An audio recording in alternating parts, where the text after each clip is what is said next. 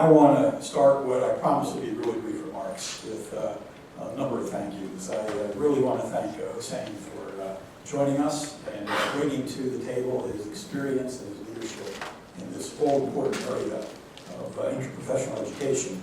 Especially want to thank Linda for the leadership role she played. Among the four amigos, she's the one who really stepped up to the plate in launching what was a very thoughtful and ultimately very successful search and recruitment process.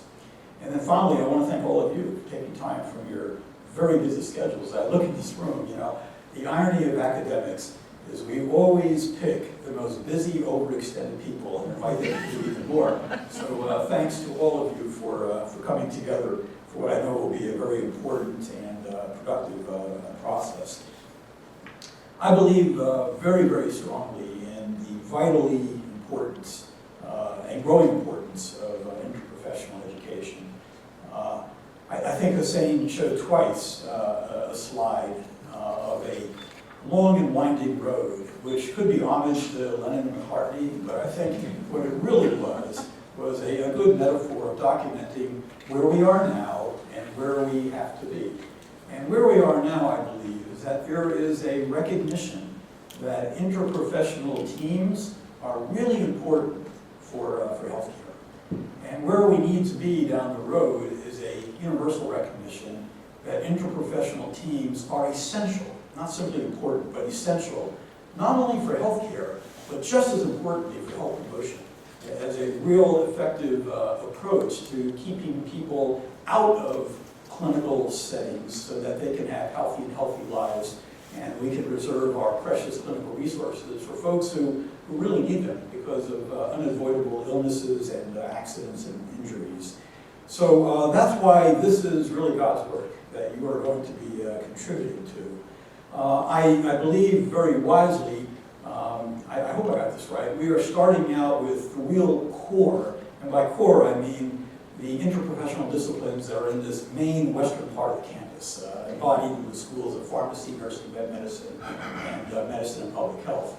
My grandiose vision is that in a matter of a short period of time, we'll bring in all of the other very relevant disciplines on this campus, which is pretty much all of them, but especially those that by happenstance are not in this vital hub of campus, or what I refer to as the old campus, whether it's occupational therapy, audiology, or all of the other disciplines, again, basically all the disciplines, that really can make a contribution to a team approach to health promotion and health care as well.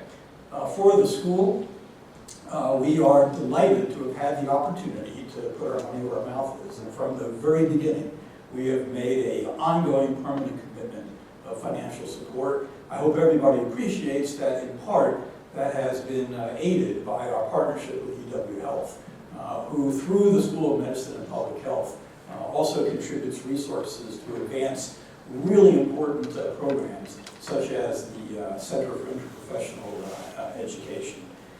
And we are, for the record, I'm glad this is being reported for posterity, the SMPH, regardless of the financial fortunes that buffet all of us in higher education, we are going to stay the course with our ongoing six-figure support for the work of this center.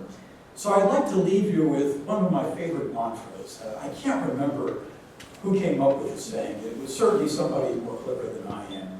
But I think it's very relevant for the work that you're going to be doing today and the work that will come out of this as a mandate for the campus and moving forward. So when I was thinking about this strategic planning process that's being jump-started, this mantra came back to me. Strategy without action is just a daydream. Action without strategy is a nightmare. Okay? And so what's going to be really important is not the nice glossy document that comes out of this today. What's going to really be important are the action items, including holding all the deans, perhaps me as an exception, feet to the fire, holding them all accountable. And you can throw me into things too, that's okay. But also holding yourselves accountable and the organizations that you represent that are so vitally important to this. Organizations that really span Wisconsin and collaboratively can make us as a state the national leader. So we really have to move from strategy to action, but we have to have a coherent framework. I've come to appreciate in the 13 wonderful years that I've been here that silos are a symbol of pride, appropriately so, for the agricultural contributions that Wisconsin makes to the world. But when it comes to education and training, silos are not good.